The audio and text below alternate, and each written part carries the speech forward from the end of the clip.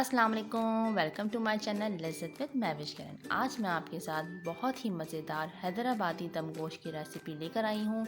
बहुत ही क्विक और बहुत इजी बन जाती है और खाने में बहुत ही टेस्टी और मज़ेदार ये बनती है। आप इसे नान के साथ सर्व करें और इन्जॉय करें। वीडियो पसंद आए तो मेरी वीडियो को लाइक करें, शेयर करें और मेरे चैनल को सब्सक्राइब करें और बेल आइकन को प्रेस करना बिल्कुल भी ना भूलें ताकि मेरी हर नई आने वाली वीडियो आपको मिलती रहे। तो चलिए हम बनाना स्टार्ट करते हैं।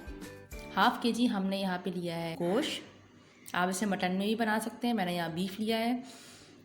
हरा धनिया और पुदीना हमने यहाँ बारीक काट के रखा हुआ है। 2 मीडियम साइज़ की हमने यहाँ ली है प्याज, जिसे हमने ब्राउन कर लिया है। आधी प्याली करी हमने यहाँ ली है दही। एक छोटा टुकड़ा हमने लिया यहाँ पे नारियल का, इसको हम छोटे छोटे टुकड़े में काट लेंगे। एक दालचीनी का टुकड़ा है, 2 से 3 लौंगे हैं, 9 से 10 हमने लिए यहाँ काजू, 9 से 10 हमने लिए यहाँ पे बादाम। नारियल, बादाम, काजू और लौंग को, इन तमाम चीज़ों को हम पीस लेंगे। गोश्त के अंदर सबसे पहले हम डालेंगे दही, चॉप किया हुआ धनिया पुदीना, ब्राउन प्याज ऐड कर देंगे, 1 टेबलस्पून अदरक लहसुन का पेस्ट, 1 टेबलस्पून पिसी हुई लाल मिर्च, 1 टेबलस्पून धनिया पाउडर, 1 टीस्पून पिसा हुआ गरम मसाला, हाफ़ टी स्पून नमक, 1/4 टीस्पून हल्दी पाउडर, 1/4 टीस्पून इलायची पाउडर, 1 टीस्पून काली मिर्च पाउडर। इसमें हम डालेंगे लेमन जूस, तकरीबन 2 टेबलस्पून के करीब। अब हम डालेंगे जो हमने काजू और बादाम का जो हमने पीस के रखा था, ये शामिल कर देंगे। अब हम तमाम चीज़ों को हम अच्छे से मिक्स करेंगे।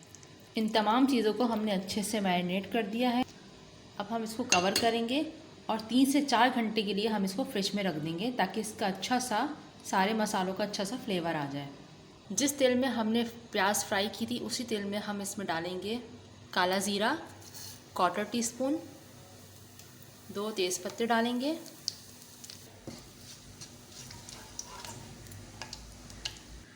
अब हम इसमें ऐड कर लेंगे ये गोश्त जो हमने मैरिनेट करके रखा था, ये शामिल करेंगे।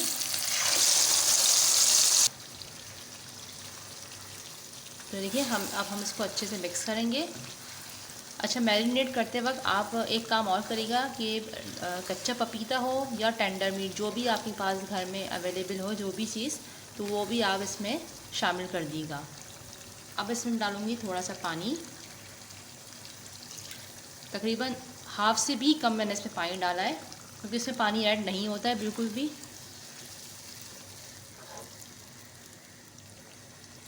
अब हम इसको कवर कर देंगे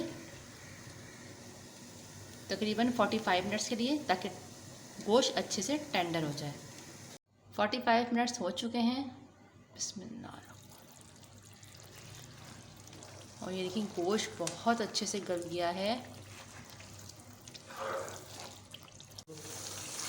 ऑयल भी ऊपर आ चुका है। अब हम फ्लेम को ऑफ कर देंगे और मैं आपको डिश आउट करके दिखाती हूँ।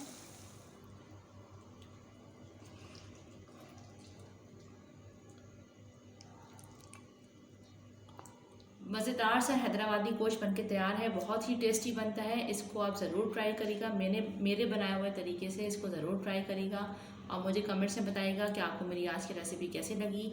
आई होप कि आपको मेरी वीडियो पसंद आई होगी।